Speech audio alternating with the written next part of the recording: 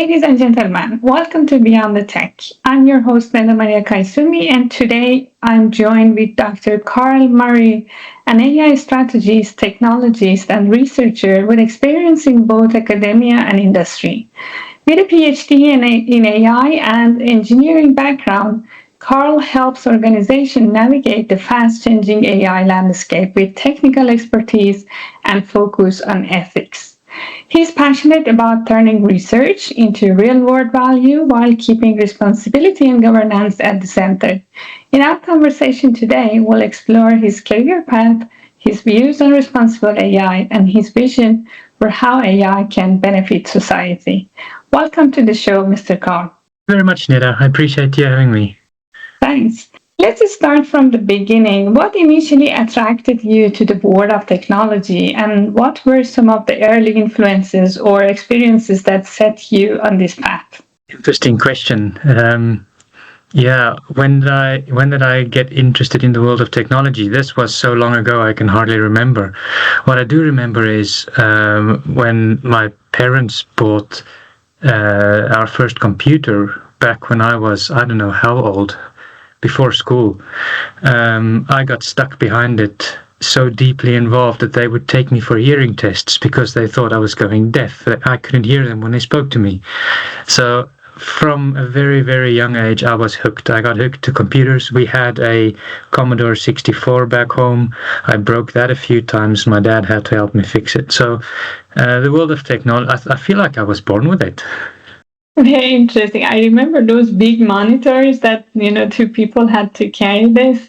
A very interesting experience. You've earned a PhD with a focus on AI, which is no small feat. What motivated you to pursue the academic route, and what were the big questions or challenges your research tried to address? I started my PhD quite late in my career. I was 38 years old, almost 40 years old when I started my PhD. What motivated me was knowledge, truth be told. I wanted to know what does it mean to apply AI in a responsible way. I did my master's in machine learning back in the early 2000s, and that was just after the winter of AI, so applying it in industry was a little bit of an uphill battle. And then towards, I would say maybe 5 to 10 years ago, interest started peaking again. So I dug back to my knowledge, what I learned, and obviously it was outdated. Self-study helped me a little bit. But I wanted to do something formal, and I realized that some of the questions I had in my head, such as what is responsible AI, were very hard to get answers for. So I figured out I need to find these questions, these answers for myself, and that's what a PhD is good for. Absolutely. And what was those moments that those questions that you wanted to get answers? I'm so curious to know about it. Specifically, what does it mean to apply AI in a responsible way? I've heard about explainable AI, XAI, read some papers, but I wasn't convinced that was enough. Having explainability, especially on the level that explainability was pitched at back 4 to 6 years ago, it seemed very academic, and I couldn't answer the question of how do I explain this model to our top executives. So that was kind of the motivation to responsible AI. What does it mean? It can't be just explainability. It has to include some other factors as well. Very interesting. And talking about the explainability and trustability on AI, which brings us to EU AI Act and responsible AI. What's your personal view on that? Have you been able to read anything from AI Act, and what is your takeaway? I must admit that my legal English is not as good as my normal English. So with the help of AI, I have dug into the Act a little bit. It compares actually quite well with some of the other regulations that I know before. For example, the GDPR. There's quite a close correlation there. One thing I particularly like about the AI Act, it's not meant to be, or the way I interpret it, it doesn't seem like it's meant to be a restrictive act. It seems like the intention of the act is to make Europe more competitive, especially on AI applications that are not super sensitive. It's meant to increase the time to market on low risk applications while having control for high risk applications. So from my understanding, it seems like a pragmatic approach, and I like that. Absolutely, and I agree. Well, tell us about the work you're doing today. How are you using AI to create value for your clients or your organization, and what kind of problems are you helping to solve? I've got the role of CDAO, Chief Data and AI Officer for a major Norwegian bank, Sparebank 1 Sør-Norge. When I took over the role, how long ago? Number of years ago, it was a single position, a single person in the CDO role, Chief Data Officer. Since that time, we've matured quite a bit in the organization, and I'm a little bit proud about that, because that was one of my key focus areas, maturing the organization to understand the value of both data and AI. Now we're a department of 6 people, 6 very skilled individuals.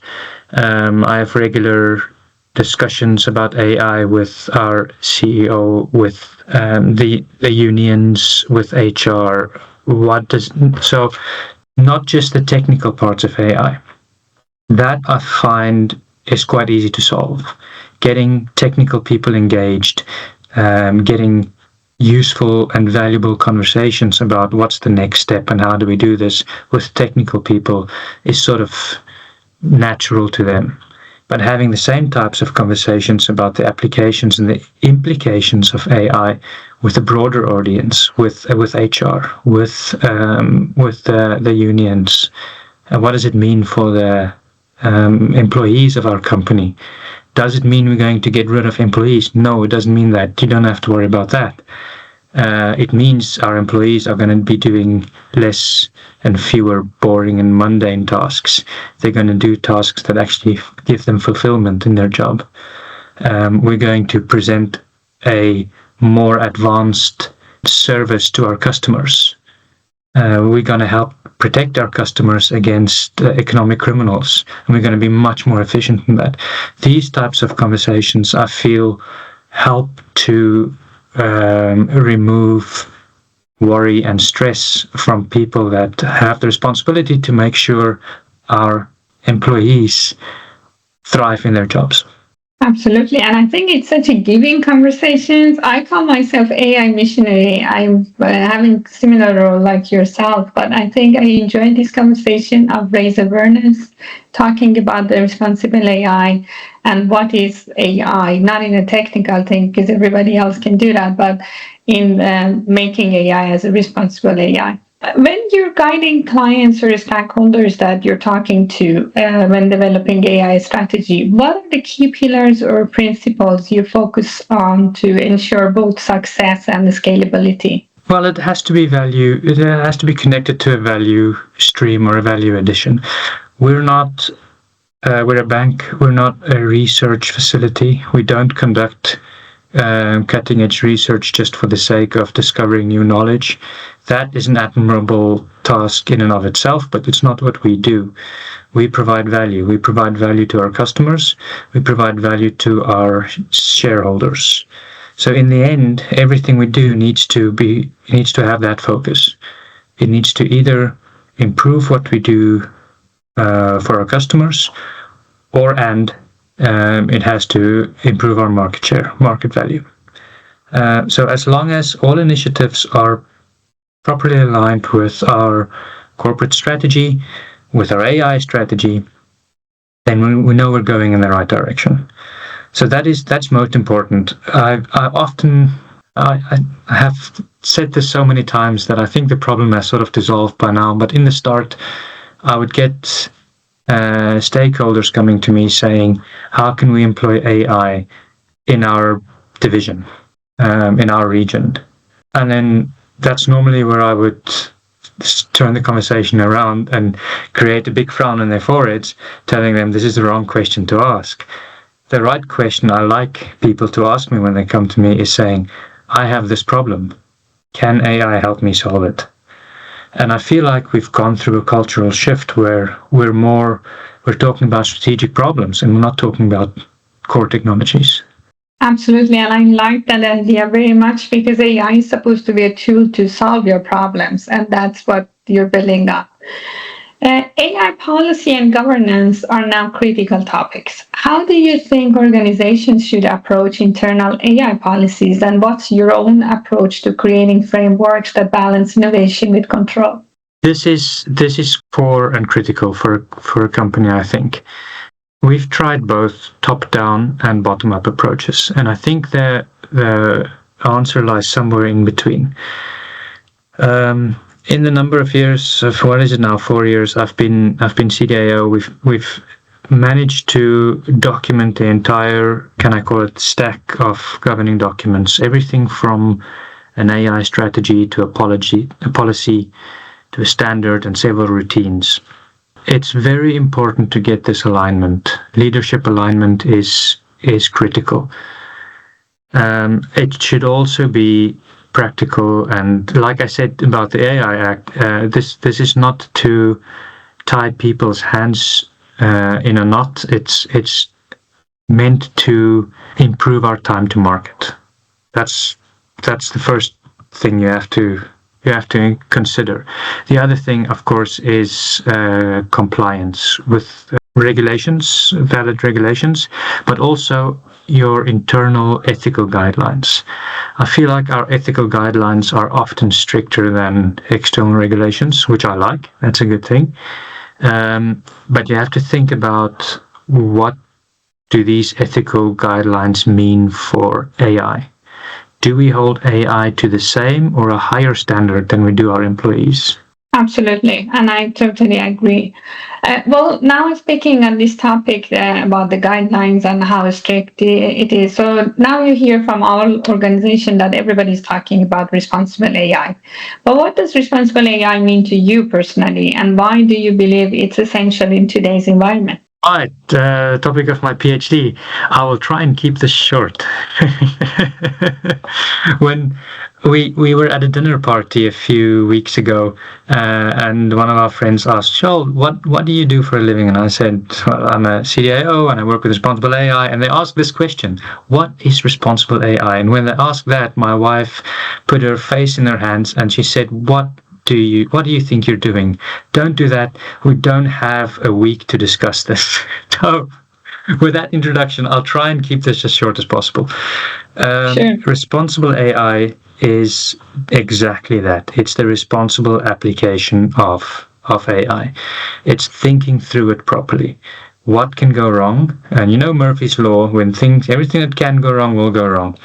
So when applying an AI, for me, there are 5 core imperatives. We've spoken about one, explainability. I like to call it transparency, because transparency is not just being able to explain the black box model that you're using. It's also being transparent about the fact that you're using it. So your user and your customer and all stakeholders along the value chain should be aware that, yes, this task is being performed by an AI. You should also be open about how this AI is performing this task. And this poses some technical hurdles, especially when using large language models. Their explainability has not been great. Even the newer ones with reasoning capabilities, we've observed that the chains of thought that they present are completely fabricated. That's transparency. So this is core. The second one to me is fairness. So yes, our models are transparent and we know what they're doing. Then you have to go analyze what they're doing, and you have to be able to document that they're fair and they don't discriminate. Fair towards all the people that they influence, and fair towards all interested parties. So this is has a lot to do with bias in the data. It has a lot to do with treating people in the same way. Now, as a bank, we know we don't give the same interest rate to everybody. There are differences, and this is fair. It's always going to be like that. But these differences are legitimate, and we can give accurate and fair reasons why this is the case. So fairness is important. The next thing is privacy. And I spoke about the GDPR earlier. For me, the AI Act and the GDPR have large overlapping elements. So privacy in both handling data, storing data, and who has access to this data, logs. Think about the chat history in an AI. Who has access to this? Those were three. The final two are security and accountability. Now, cybersecurity is very important, but AI security is a bit more than cybersecurity. Jailbreaking has had a lot of attention in the recent, may I say, year, where bad actors can trick a generative AI to give them an unfavorable answer. You can trick an AI to tell you how to create a bomb by asking the right type of questions. So how do you prevent this from happening? How do you prevent a bad actor from extracting knowledge from your models that they were not supposed to have? This type of security. And the final one is accountability. Who is accountable for the decisions made by an AI? There was a famous, I'm not going to name names here, but there was a famous example of a motor manufacturer who got asked this question by a journalist. If you make an auto-driving car, and there's an old lady crossing the road and a mother with a baby next to the side of the road, and you have to swerve to avoid killing one of them, which action did you take and why? And I think the politically correct answer there was you save whoever you can. The wrong answer is you save the driver. So this type of accountability, who gets held accountable? In banking and in health, these are critical questions to be able to answer. But you did great. I mean, it was described in a very structured way, and I am very sure that everybody will understand it. That was the exact answer I was expecting from a PhD person. So thank you so much for sharing that. But just building on that, where do you think the biggest opportunities lie for using responsible AI to solve global issues or any social issue? Just to give an example for people to understand it better. This is a much more loaded question than people might realize in the start. As soon as you go into a global perspective, the philosophical question of morality and ethics becomes a difficult one to answer. We say we want responsible AI. We say we want to hold us to certain ethical standards, but I've struggled to find a global definition of morality and ethics. Certainly different cultures on this planet have different definitions of what is ethical and what is not. You cannot say that one culture is correct and the other one is not. So this quickly becomes a very philosophical debate. However, let's assume that this gets solved, because this is a technical blog and we're not going to dig too deep into the philosophy. We know that AI is inherently biased. It learns from humans, and humans are biased.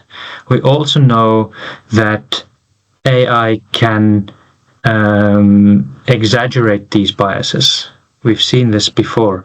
So whatever an AI learns from us, it's going to exaggerate that. So once we have been able to solve this question of morality and ethics, and we've been able to reliably train an AI that can behave with as little bias as possible, this could be a very interesting tool for removing emotions from decision taking. We have mechanisms in our society to do this, but this will be one more, I think. We are nowhere near, let's be very clear on this, we are nowhere near AGI. We are nowhere near the point where I think AI can take over important and critical decisions from humans. What I do think is that AI can become a tool to assist, maybe to present options. And that's true. So let me share one secret with you that built upon what you just said, using AI to build options. I studied at Harvard Business School, and a couple of my colleagues and I, we are doing some project on our free time. What we are doing is using AI, using the existing data from 1960 up to now about the school shooting, to study them, identify some pattern, and create a system to identify these school shooters in advance when they're coming to the school area. So, what advice do you have for us as a person who has studied so long about responsible AI? So, what kind of advice do you give to us to build this system and communicate with the school staff and parents? I'm going to direct my advice towards the application side, because I have full faith that you will be able to develop a system that works, and that works much better than a person sitting there making observations, because a single person, a security guard, cannot see everywhere at the same time. We know that people are affected by moods, by states of health, by personal relationships, things that have happened maybe at home. Our judgment is not consistent over time. We know that. Even with the same person, let alone different people working in shifts. So I do believe that an AI will be able to identify these situations at least with more consistency than a single human or several humans working in shifts. The application of this, if I can give one bit of advice, is proper communication, proper education of those that will be using the system, to not necessarily blindly trust it. Transparency again is key. They need to understand how this system is making decisions. So understanding and trust.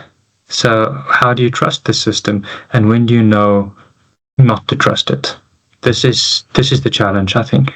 Absolutely, and you have a very valid point. Thank you for sharing that. I have a favorite question in this show.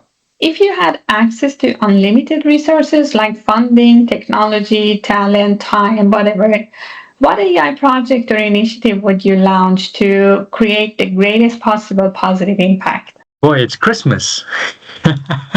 You're giving me an unlimited budget, unlimited time. Oh, wow, this is candy store. What will I do?